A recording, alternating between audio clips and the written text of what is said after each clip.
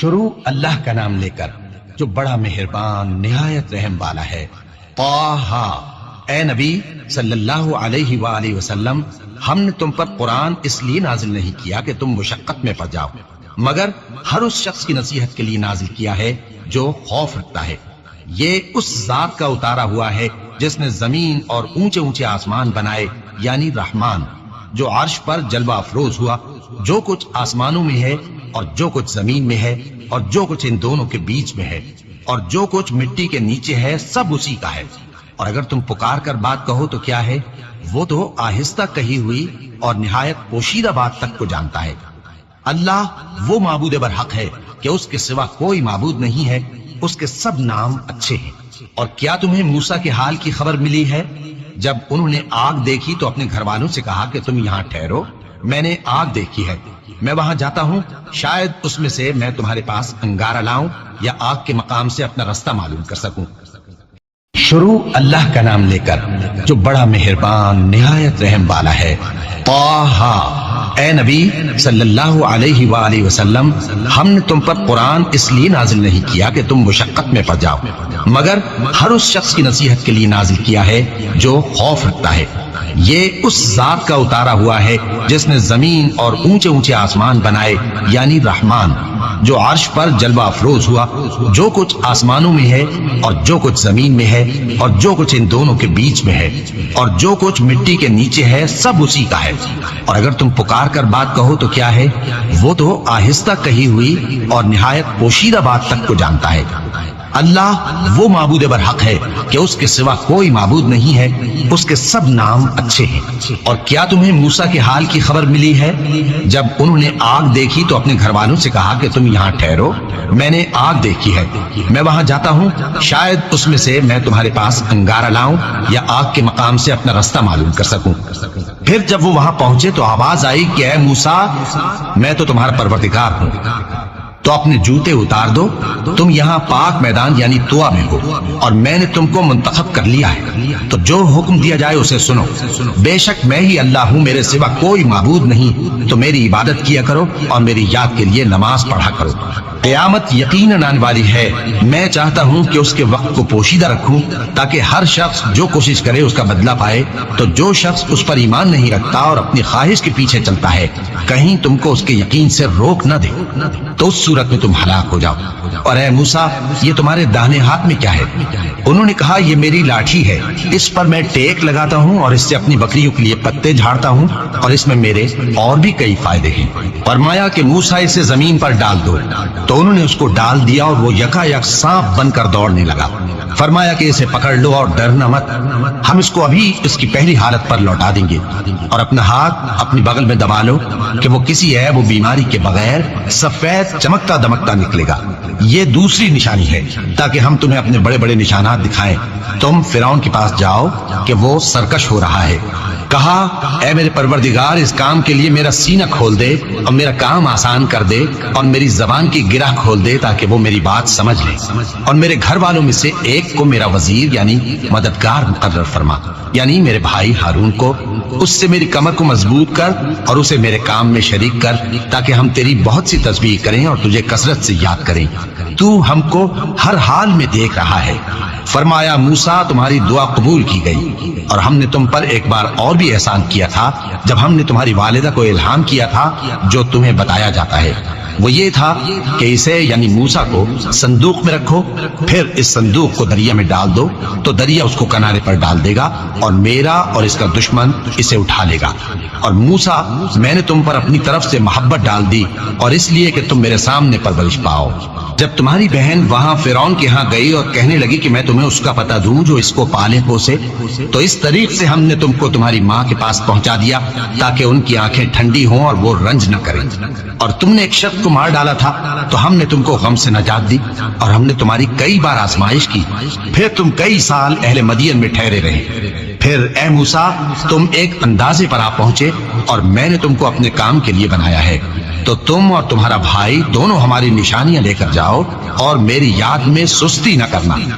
دونوں فرعون کے پاس جاؤ کہ وہ سرکش ہو رہا ہے، اور اس سے نرمی سے بات کرنا، شاید وہ غور کرے یا ڈر جائے۔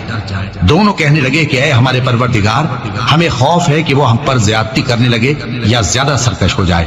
اللہ نے فرمایا کہ ڈرو مت، میں تمہارے ساتھ ہوں کہ سنتا اور دیکھتا ہوں۔ اچھا تو اس کے پاس جاؤ اور کہو کہ ہم آپ کے پروردگار کے بھیجے ہوئے ہیں، تو بنی اسرائیل کو ہمارے ساتھ جانے کی اجازت دیجیے اور انہیں عذاب نہ کیجیے۔ ہم آپ کے پاس آپ کے پروردگار کی طرف سے نشانی لے کر آئے ہیں، اور جو ہدایت کی بات مانے اس کو سلامتی ہو۔ ہماری طرف یہ وحی آئی ہے کہ جو جھٹلائے اور منہ پھیرے اس کے لیے عذاب تیار ہے۔ غرض موسیٰ اور ہارون فرعون کے پاس گئے۔ اس نے کہا کہ موسیٰ، تمہارا پروردگار کون ہے؟ کہا کہ ہمارا پروردگار وہ ہے جس نے ہر چیز کو اس کی شکل و صورت بخشی، پھر راہ دکھائی۔ کہا تو پہلی قوموں کا کیا حال ہوا؟ فرمایا کہ ان کا علم میرے پروردگار کو ہے جو کتاب میں لکھا ہوا ہے۔ میرا پروردگار نہ چوکتا ہے نہ بھولتا ہے۔ وہ وہی تو ہے جس نے تم لوگوں کے لیے زمین کو فرش بنایا اور اس میں تمہارے لیے رستے بنا دیے اور آسمان سے پانی برسایا، پھر اس سے مختلف نباتات پیدا کی کہ خود بھی کھاؤ اور اپنے مویشیوں کو بھی چراؤ۔ بے شک ان باتوں میں عقل والوں کے لیے بہت سی نشانیاں ہیں۔ اسی زمین سے ہم نے تم کو پیدا کیا اور اسی میں ہم تمہیں لوٹائیں گے اور اسی سے ہم تمہیں دوسری دفعہ نکالیں گے۔ اور ہم نے فرعون کو اپنی سب نشانیاں دکھائیں، مگر وہ تکذیب اور انکار ہی کرتا رہا۔ کہنے لگا کہ موسیٰ، کیا تم ہمارے پاس اس لیے آئے ہو کہ اپنے جادو کے زور سے ہمیں ہمارے ملک سے نکال دو؟ تو ہم بھی تمہارے مقابل ایسا ہی جادو لائیں گے، تو ہمارے اور اپنے درمیان ایک وقت مقرر کر لو کہ نہ تو ہم اس کے خلاف کر رہے ہیں اور نہ تم، اور یہ مقابلہ ایک ہموار میدان میں ہوگا۔ موسیٰ نے کہا کہ آپ کے لیے یوم زینت کا وعدہ ہے، اور یہ کہ لوگ اس روز دن چڑھے اکٹھے ہو جائیں۔ تو فرعون لوٹ گیا اور اپنے سامان جمع کر کے پھر آیا۔ موسیٰ نے ان جادوگروں سے کہا کہ یہ تمہاری بربادی ہوگی، اللہ پر جھوٹ نہ باندھو، وہ تمہیں عذاب سے فنا کر دے گا، اور جس نے جھوٹ باندھا وہ نامراد رہا۔ تو وہ باہم اپنے معاملے میں جھگڑنے اور چپکے چپکے سرگوشی کرنے لگے۔ کہنے لگے یہ دونوں جادوگر ہیں، چاہتے ہیں کہ اپنے جادو کے زور سے تم کو تمہارے ملک سے نکال دیں اور تمہارے بہترین مذہب کو نابود کر دیں۔ تو تم جادو کا سامان اکٹھا کر لو اور پھر قطار باندھ کر آؤ۔ آج جو غالب رہا وہی کامیاب ہوا۔ جادوگر بولے کہ موسیٰ، یا تو تم اپنی چیز ڈالو یا ہم اپنی چیزیں پہلے ڈالتے ہیں۔ موسیٰ نے کہا بلکہ تم ہی پہلے ڈالو۔ جب انہوں نے چیزیں ڈالی تو یکا یک ان کی رسیاں اور لاٹھیاں موسیٰ کے خیال میں ایسی آنے لگی کہ وہ میدان میں ادھر ادھر دوڑ رہی ہیں۔ اس وقت موسیٰ نے اپنے دل میں خوف محسوس کیا۔ ہم نے کہا خوف نہ کرو، بلا شبہ تم ہی غالب رہو گے، اور جو چیز یعنی لاٹھی تمہارے داہنے ہاتھ میں ہے اسے ڈال دو کہ جو کچھ انہوں نے بنایا ہے اس کو وہ نگل جائے گی۔ جو کچھ انہوں نے بنایا ہے یہ تو جادوگروں کے ہتھ کنڈے ہیں، اور جادوگر جہاں بھی جائے کامیاب نہیں ہوگا۔ اس پر جادوگر سجدے میں گر پڑے، کہنے لگے کہ ہم موسیٰ اور ہارون کے پروردگار پر ایمان لائے۔ فرعون بولا کہ پیشتر اس کے کہ میں تمہیں اجازت دوں تم اس پر ایمان لے آئے، بے شک یہ تمہارا بڑا یعنی استاد ہے جس نے تم کو جادو سکھایا ہے، سو میں تمہارے ہاتھ اور پاؤں مخالف سمت سے کٹوا دوں گا اور تم کو کھجوروں کے تنوں پر سولی چڑھوا دوں گا، اور تم کو معلوم ہوگا کہ ہم میں سے کس کا عذاب زیادہ سخت اور دیر تک رہنے والا ہے۔ انہوں نے کہا کہ جو دلائل ہمارے پاس آ گئے ہیں ان پر اور جس نے ہم کو پیدا کیا ہے اس پر ہم آپ کو ہرگز ترجیح نہیں دیں گے، تو آپ کو جو حکم دینا ہو دے دیجیے، اور آپ جو حکم دے سکتے ہیں وہ صرف اسی دنیا کی زندگی میں دے سکتے ہیں۔ ہم تو اپنے پروردگار پر ایمان لے آئے تاکہ وہ ہمارے گناہوں کو معاف کرے، اور اسے بھی جو آپ نے ہم سے زبردستی جادو کرایا، اور اللہ سب سے اچھا ہے اور ہمیشہ باقی رہنے والا ہے۔ جو شخص اپنے پروردگار کے پاس گناہگار ہو کر آئے گا تو اس کے لیے جہنم ہے جس میں نہ وہ مرے گا نہ جیے گا، اور جو اس کے روبرو ایماندار ہو کر آئے گا اور عمل بھی نیک کیے ہوں گے تو ایسے لوگوں کے لیے اونچے اونچے درجے ہیں، یعنی ہمیشہ رہنے کے باغ جن کے نیچے نہریں بہ رہی ہیں، ہمیشہ ان میں رہیں گے، اور یہ اس شخص کا بدلہ ہے جو پاک ہوا۔ اور ہم نے موسیٰ کی طرف وہی بھیجی کہ ہمارے بندوں کو راتوں رات نکال لے جاؤ، پھر ان کے لیے سمندر میں لاٹھی مار کر خشک رستہ بنا دو، پھر تم کو نہ فرعون کے آ پکڑنے کا خوف ہوگا اور نہ غرق ہونے کا ڈر۔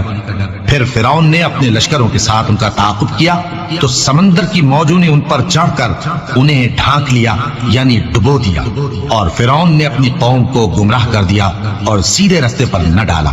اے آل یعقوب، ہم نے تم کو تمہارے دشمن سے نجات دی اور تورات دینے کے لیے تم سے کوہ طور کی داہنی جانب مقرر کی اور تم پر من اور سلوہ نازل کیا، اور حکم دیا کہ جو پاکیزہ چیزیں ہم نے تم کو دی ہیں ان کو کھاؤ اور اس میں حد سے نہ نکلنا، ورنہ تم پر میرا غضب نازل ہوگا، اور جس پر میرا غضب نازل ہوا وہ ہلاک ہو گیا۔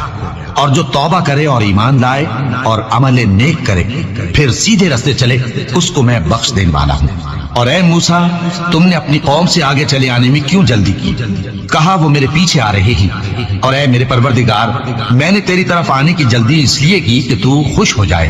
فرمایا کہ ہم نے تمہاری قوم کو تمہارے بعد آزمائش میں ڈال دیا ہے، اور سامری نے ان کو بہکا دیا ہے۔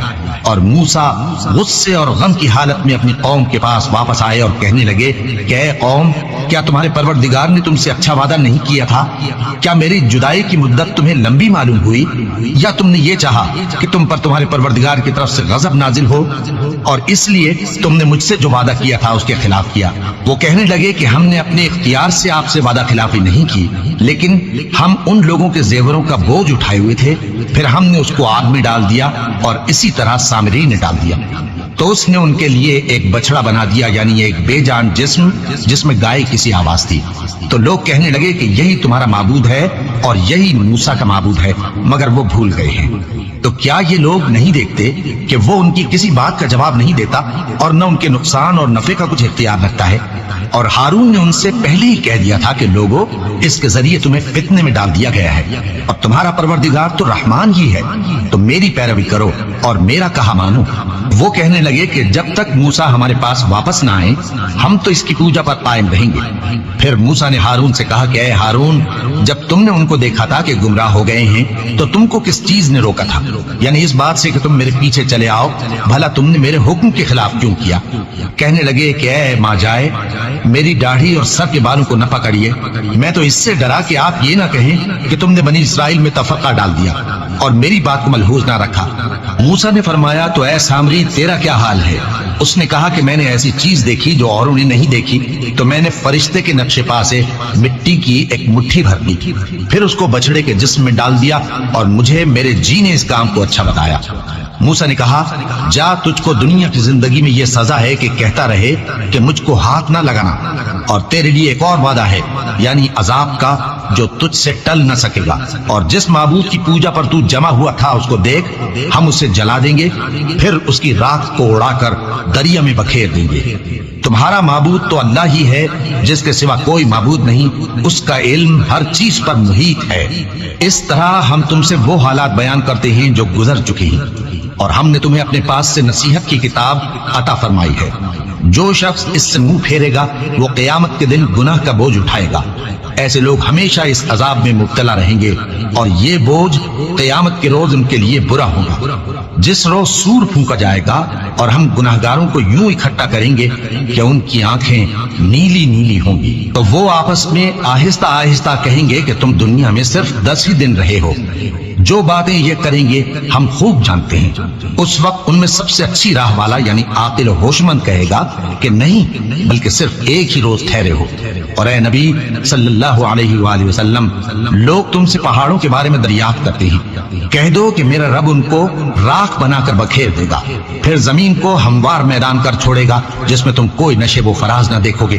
اس روز لوگ پکارنے والے کے پیچھے چلیں گے اور اس کی پیروی سے انحراف نہ کر سکیں گے، اور رحمان کے سامنے آوازیں پست ہو جائیں گی، تو تم ایک ہلکی آواز کے سوا کوئی آواز نہ سنو گے۔ اس روز کسی کی سفارش کچھ فائدہ نہ دے گی مگر اس شخص کی جسے رحمان اجازت دے اور اس کی بات کو پسند فرمائے۔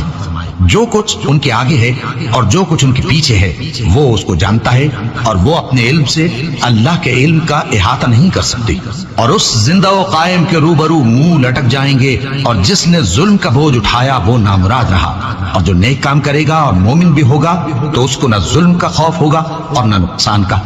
اور ہم نے اس کو اسی طرح کا قرآن عربی نازل کیا ہے، اور اس میں طرح طرح کے ڈراوے بیان کر دیے ہیں تاکہ لوگ پرہیزگار بنیں یا اللہ ان کے لیے نصیحت پیدا کر دے۔ تو اللہ جو سچا بادشاہ ہے، عالی قدر ہے، اور قرآن کی وحی جو تمہاری طرف بھیجی جاتی ہے اس کے پورا ہونے سے پہلے قرآن کے پڑھنے میں جلدی نہ کیا کرو، اور دعا کرو کہ میرے پروردگار مجھے اور زیادہ علم دے۔ اور ہم نے پہلے آدم سے عہد لیا تھا مگر وہ اسے بھول گئے، اور ہم نے ان میں ارادے کی پختگی نہ پائی۔ اور جب ہم نے فرشتوں سے کہا کہ آدم کے آگے سجدہ کرو تو سب سجدے میں گر پڑے مگر ابلیس نے انکار کیا۔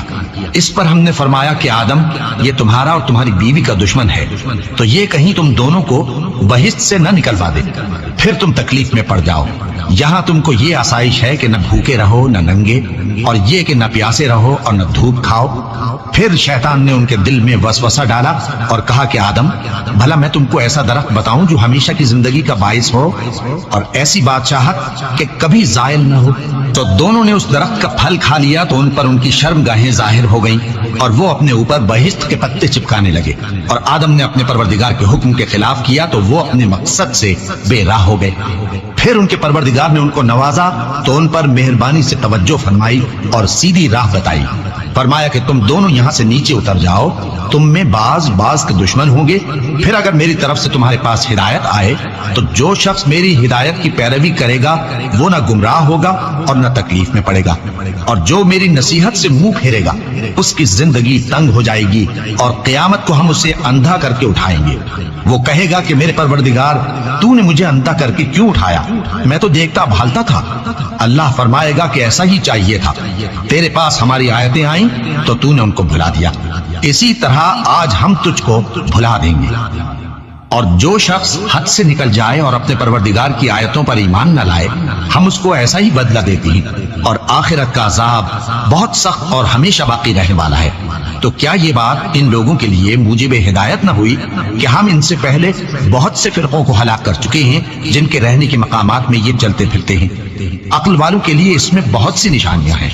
اور اگر ایک بات تمہارے پروردگار کی طرف سے پہلے صادر اور جزائے اعمال کے لیے ایک میعاد مقرر نہ ہو چکی ہوتی تو نزول عذاب لازم ہو جاتا۔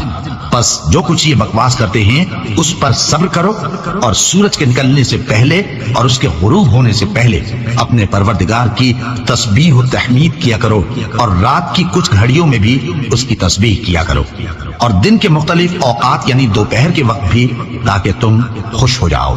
اور کئی طرح کے لوگوں کو جو ہم نے دنیا کی زندگی میں آرائش کی چیزوں سے نوازا ہے تاکہ ان کی آزمائش کریں، ان پر نگاہ نہ کرنا، اور تمہارے پروردگار کی عطا فرمائی ہوئی روزی بہت بہتر اور باقی رہنے والی ہے۔ اور اپنے گھر والوں کو نماز کا حکم کرو اور اس پر قائم رہو۔ ہم تم سے روزی کے خواستگار نہیں بلکہ تمہیں ہم روزی دیتے ہیں، اور نیک انجام اہل تقوی کا ہے۔ اور کہتے ہیں کہ یہ پیغمبر اپنے پروردگار کی طرف سے ہمارے پاس کوئی نشانی کیوں نہیں لائے؟ کیا ان کے پاس پہلی کتابوں کی نشانی نہیں آئی؟ اور اگر ہم ان کو پیغمبر کے بھیجنے سے پیشتر کسی عذاب سے ہلاک کر دیتے تو یہ کہتے کہ اے ہمارے پروردگار، تو نے ہماری طرف کوئی پیغمبر کیوں نہ بھیجا کہ ہم ذلیل اور رسوا ہونے سے پہلے تیرے احکام کی پیروی کرتے؟